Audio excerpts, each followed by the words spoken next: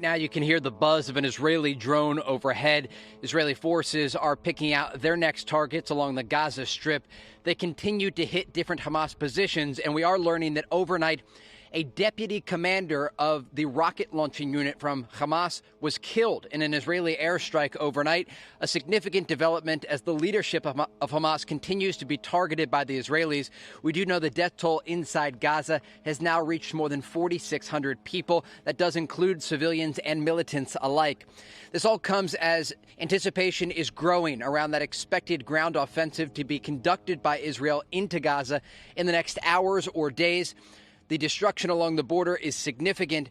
And again, the rocket fire into the southern and central part of Israel continues. We brought to you last hour as those air raid sirens were sounding just to the southwest of Jerusalem. I do want to draw your attention to the northern border, where overnight the Israelis conducted airstrikes in southern Lebanon, following more anti-tank guided missiles that were fired toward Israeli positions. Also, we've seen rocket fire targeting northern Israel and the evacuation of 12 more communities along the border. A real anticipation about a new front that would include ground operations there in Lebanon and, of course, the West Bank, that third front that is opening up. We saw earlier in the week the city of Tulkarm was the site of an Israeli strike, 13 Palestinians killed. And overnight, you can see that at a mosque, there were reportedly Hamas and Islamic Jihad fighters that were targeted in an Israeli airstrike. Guys? Trey, I have a question on this commander that was targeted and killed. We've seen many headlines of specific battleground commanders being targeted, being taken out in Gaza. We hear that many of the leaders of Hamas are in other countries. When we talk about the structure of Hamas, I know with the Taliban, taking out a commander meant something sometimes because the lower level leaders didn't have the military training, didn't have the larger scale plan. Is Hamas structured that way, or are they structured more like us, to where if you take out a commander, somebody takes their place, the battle keeps going? Yeah, exactly. The latter. We've talked with people inside Gaza before about the command structure of both Hamas and Islamic Jihad. And I remember having this conversation back in 2019 when the Israelis used a targeted assassination to take out Baha Abu Alata, an Islamic Jihad rocket commander. And I asked another commander in Gaza, what happens now? And he simply said, we'll just replace him. Yeah. And that's exactly what takes place. When one commander is taken out, they will just replace him with the deputy of that commander. So this is a continuing cycle, and part of the reason Israel wants to go in on the ground to take out the entire chain of command and destroy all of the Hamas and Islamic Jihad weapons. You know, Trey, you've said for a while that it's not a matter of if, it's a matter of when, as far as the invasion into Gaza. And that appears to be the case. So let's take that as a given that it's going to happen eventually. And Hezbollah has said, if you go into Gaza, we're getting involved. Is it then a foregone conclusion in your mind that this is going to be a two-front war no matter what? I mean, is there really any way that Israel avoids a northern front when it goes into Gaza? Look, that's what the Israelis are bracing for, and not just two fronts, but many fronts, understanding that proxies in Syria, in Yemen, in Iraq get involved, even direct fire from Iran. But what we should note is sort of this unconventional idea, and it's something we've been asking officials about, and we're not getting a lot of information. Obviously, this is very sensitive, what we're talking about. But we do assume, according to the people we've talked with, there will be a ground offensive into Gaza.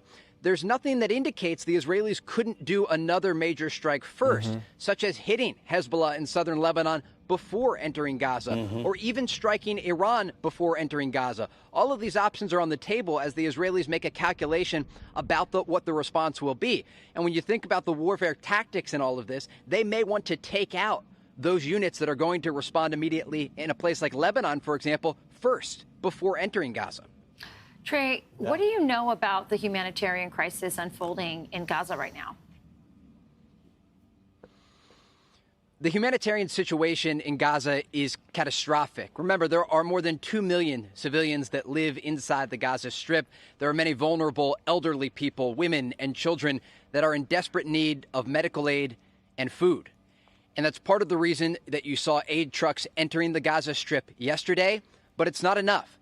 And amid this conversation and the war that is taking place, it's critical that we distinguish between the Palestinian people and the civilians and the groups like Hamas and Islamic Jihad that launched this brutal massacre on October 7th. Trey, real quick. I think that's a very Very good point to make. Thank you, Trey. Real quick before we let you go, we talked about the leaflets in the introduction to this segment that Israel is dropping in Gaza, saying, listen, if you don't get out, you're considered an enemy combatant.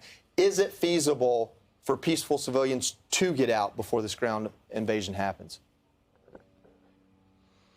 Yes, they've been given a lot of time to move south. And remember, in those initial days, we brought you the images here on Fox and Friends, and we talked about this, how some areas were being blocked by Hamas militants. Since then, we saw people getting out of their cars and simply walking. If they want to go south, they're getting south. And so they've had more than enough time, according to Israeli officials we've spoken with, to get south.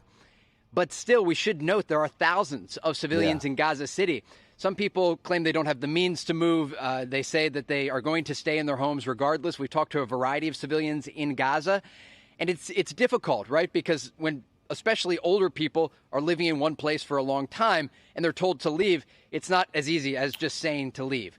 And so that's part of what the Israelis are going to have to deal with when they are inside Gaza. When they do make entry, they're going to be immediately engaged by militants, by gunmen who are using roadside bombs and IEDs, but they're going to be fighting amid civilian areas. And the death toll among civilians will continue to rise. There will certainly be pressure on the Israeli government to keep the civilian count as low as possible. But we're looking at an incredibly complex story and war that's unfolding here with many innocent lives in the crossfire. Hey, Trey, real quick, staying on innocent lives. Yesterday, there was some optimism because of the news of 2 Americans released hostages.